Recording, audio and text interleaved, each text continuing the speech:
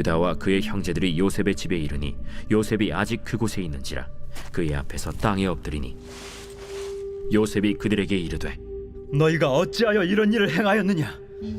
나 같은 사람이 점을 잘 치는 줄을 너희는 알지 못하였느냐? 유다가 말하되 우리가 내 주께 무슨 말을 하오리이까? 무슨 설명을 하오리이까? 우리가 어떻게 우리의 정직함을 나타내리이까? 하나님이 종들의 죄악을 찾아내셨으니 우리와 이 잔이 발견된 자가 다 내 주의 노예가 되겠나이다. 내가 결코 그리하지 아니하리라. 잔이 그 손에서 발견된 자만 내 종이 되고 너희는 평안히 너희 아버지께로 돌아 올라갈 것이니라. 유다가 그에게 가까이 가서 이르되 내 주여, 원하건대 당신의 종에게 내 주의 귀에 한 말씀을 아뢰게 하소서. 주의 종에게 노하지 마소서. 주는 바로와 같으심이니이다. 이전에 내 주께서 종들에게 물으시되 너희는 아버지가 있느냐 아우가 있느냐 하시기에 우리가 내 주께 아뢰되 우리에게 아버지가 있으니 노인이요 또 그가 노년에 얻은 아들 청년이 있으니 그의 형은 죽고 그의 어머니가 남긴 것은 그뿐이므로 그의 아버지가 그를 사랑하나이다 하였더니 주께서 또 종들에게 이르시되 그를 내게로 데리고 내려와서 내가 그를 보게 하라 하시기로 우리가 내 주께 말씀드리기를 그 아이는 그의 아버지를 떠나지 못할지니 떠나면 그의 아버지가 죽겠나이다. 주께서 또 주의 종들에게 말씀하시되 너희 막내 아우가 너희와 함께 내려오지 아니하면 너희가 다시 내 얼굴을 보지 못하리라 하시기로 우리가 주의 종 우리 아버지에게로 도로 올라가서 내 주의 말씀을 그에게 아뢰었나이다. 그 후에 우리 아버지가 다시 가서 곡물을 조금 사오라 하시기로 우리가 이르되 우리가 내려갈 수 없나이다. 우리 막내 아우가 함께 가면 내려가려니와 막내 아우가 우리와 함께 가지 아니하면 그 사람의 얼굴을 볼 수 없음이니이다.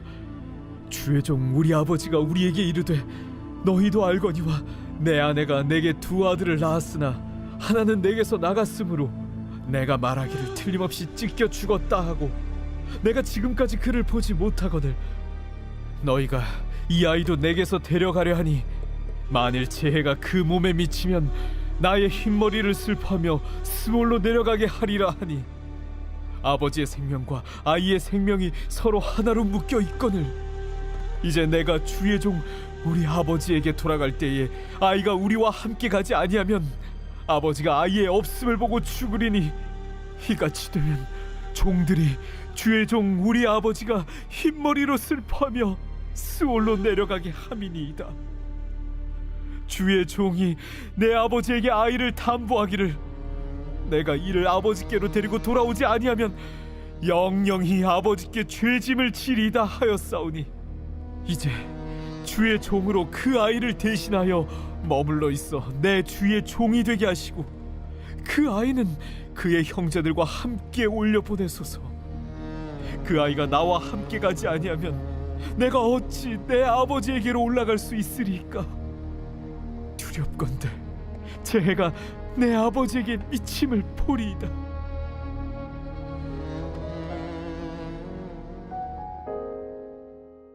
안녕하세요. 행복한 아침 묵상으로 인사를 드립니다. 제가 총회를 하다 보니 총회장님과 우리 침례교 목사님들, 대의원들이라고 표현을 하는데요. 이 대의원들과의 관계 가운데 속에서 정말 중요한 역할을 하는 사람들이 있습니다. 바로 임원들입니다. 이 임원들은 총회장님에 대해서 귀가 되어줘야 됩니다. 다른 모든 목사님들, 대의원들이 어떠한 생각을 갖고 있는지, 어떠한 마음을 품고 있는지 귀가 되어서 총회장님한테 이 말씀을 해드려야 됩니다. 때로는 대의원들이 총회장님을 공격을 할 때도 있습니다. 그때는 임원들이 총회장님을 보호하는 보호자의 역할을 해주어야 합니다. 그리고 때로는 임원들이 총회장님에게 직언도 서슴지 않고 해주는 역할을 해야 합니다.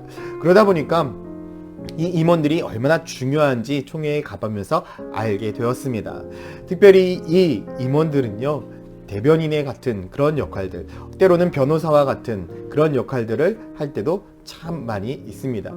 요즘 SBS 드라마에서 좀 인기 있는 드라마가 있습니다. 1000원짜리 변호사라는 드라마인데요. 저도 보지는 않았지만 가끔 가다가 유튜브에 올라오는 그 영상들을 보면 1,000원짜리 수임료, 그러니까 수임료를 받아서 변호사들은 먹고 살았는데 그 수임료가 1,000원입니다. 그래서 어려운 사람들을 도와주고 대변해주는 그 역할들을 하는데, 저는 이 모습들을 보면서, 그리고 제가 요즘 총회 임원으로 삶을 살아가면서 문득 이런 생각을 해보게 되었습니다. 우리들의 교회에도 담임 목사와 성도들 간에 중재자 역할을 하는 사람이 정말 필요하다. 변호사 역할을 해줄 수 있는 그런 사람들이 필요하지 않나라는 생각을 해보게 되었는데요. 바로 그러한 사람들이 누구일까? 바로 안수희 집사님들이 아닐까라는 생각도 혼자 해보게 되었습니다. 그래서 저는 안수희 집사님들의 생각이라 이야기, 그것들을 잘 경청하려고 노력을 합니다.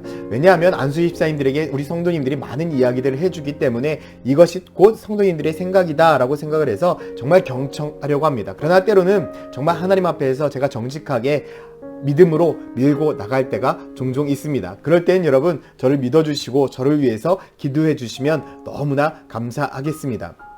절대 성도들을 이기려 하지 않습니다. 성도들을 사랑으로 품고 성도를 믿어주며 성도들과 함께 교회 공동체를 건강하게 이끌고 나가고 싶은 마음입니다. 그렇기 때문에 저에게 언제든지 직언을 해주시고요. 언제든지 제가 말을 잘 들을 수 있도록 기도해 주시면 너무나 감사하겠습니다. 저는 오늘 본문을 보면서 참 큰 은혜를 받았습니다. 오늘 본문을 보게 되어지면 요셉의 형들이 예전과는 전혀 다른 삶을 사는 것을 볼 수가 있습니다. 요셉은 형들에게 계략을 짜서 형들을 붙잡아 놓으려고 합니다. 정탐꾼으로 몰아가려고 합니다. 그래서 형들이 돌아가는 그 자루 안에다가 무엇을 넣어놨습니까? 바로 베냐민의 짐에다가 은잔을 넣어 놓았습니다. 은잔을 넣어놨다는 것은 베냐민이 도둑질에 갔다라는 것을 이야기를 하는 것이죠. 그래서 곧바로 요셉의 군사들이 쫓아와서 이 형제들을 잡았습니다.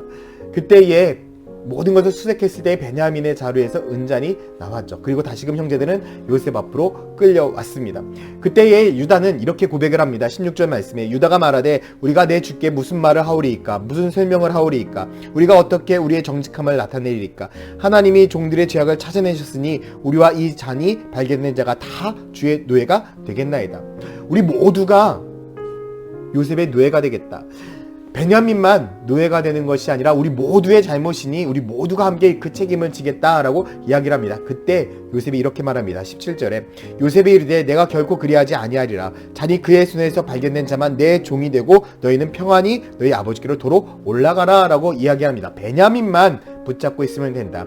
베냐민만 내 종이 되면 된다. 너희들은 편안히 아버지에게로 돌아가라 라고 이야기를 합니다. 그때 유다가 계속해서 나서서 예전의 이야기를 합니다. 요셉이 사라진 그 이후부터 아버지에 대한 연약함과 아픔들, 자녀들을 향한 그 사랑, 이 베냐민까지도 잘못되면은 아버지는 죽고 말 것이라고, 우리는 아버지를 죽게 한 죄인이 되게 될 것이라고, 제가 대신 이곳에 남아서 총리님의 노예가 되겠다라고 유다는 간곡하게 이야기를 하고 있습니다. 아마 이 모습을 보면서 요셉은 어떤 마음을 들었을까요? 마음이 울컥하지 않았을까요? 예전과는 달라진 그 형들의 모습을 보면서 이제 형들이 많은 것이 달라졌구나.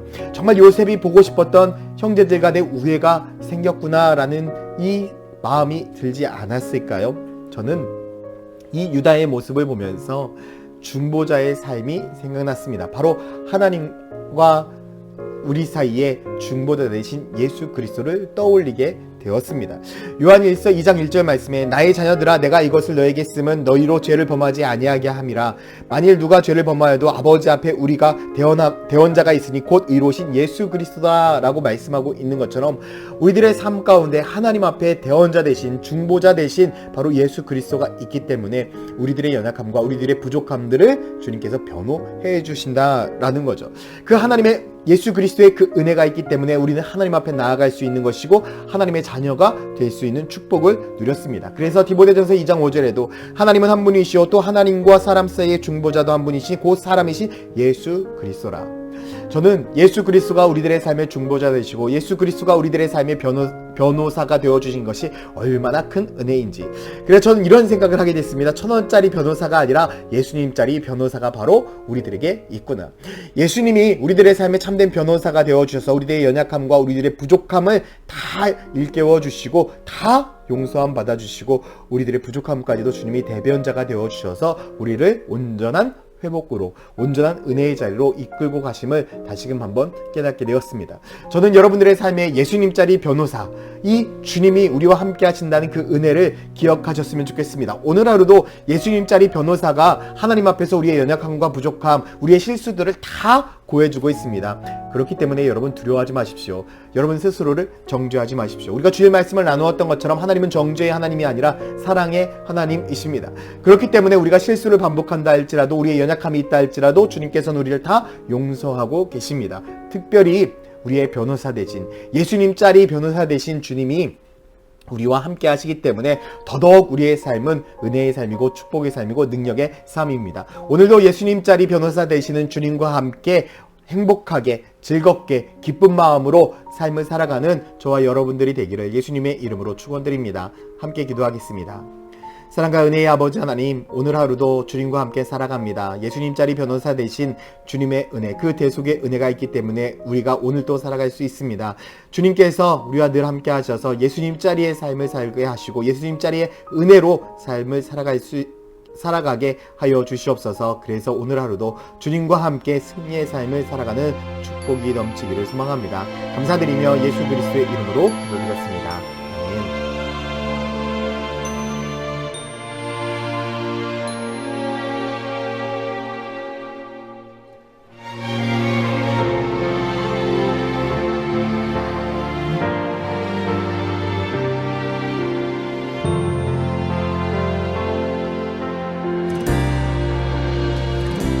진정한 예배가 숨쉬는 교회, 주님이 주인 되시는 교회, 믿음의 기도가 쌓이는 교회, 최고의 찬양을 드리는 교회, 말씀이 살아 움직이는 교회, 성도의 사랑이 넘치는 교회, 섬김과 헌신이 기쁨이 되어 열매 맺는 아름다운 교회,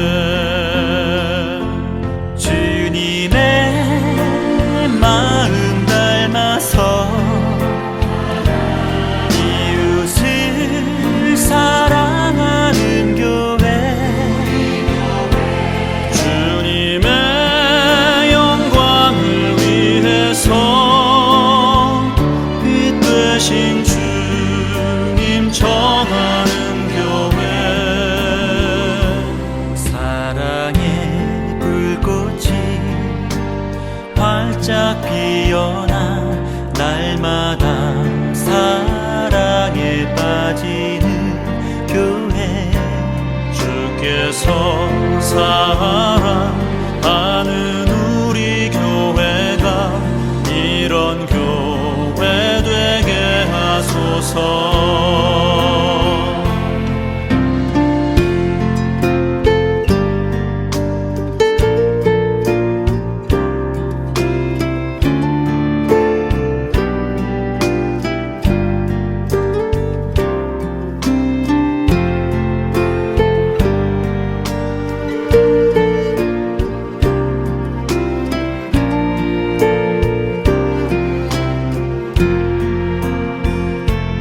말씀이 살아 움직이는 교회, 성도의 사랑이 넘치는 교회, 섬김과 헌신이 기쁨이 되어 열매 맺는 아름다운 교회,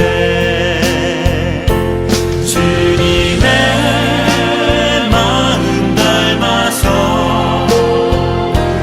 이웃을 사랑하는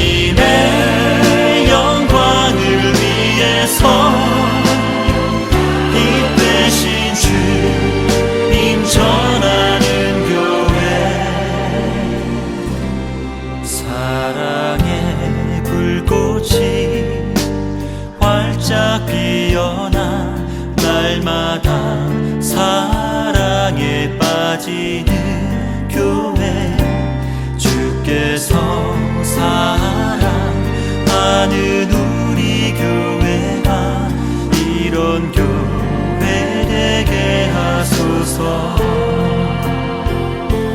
주께서 사랑하는 우리 교회가 이런 교회 되게 하소서. 이런 교회 되게 하소서. 이런 교회 되게 하소서.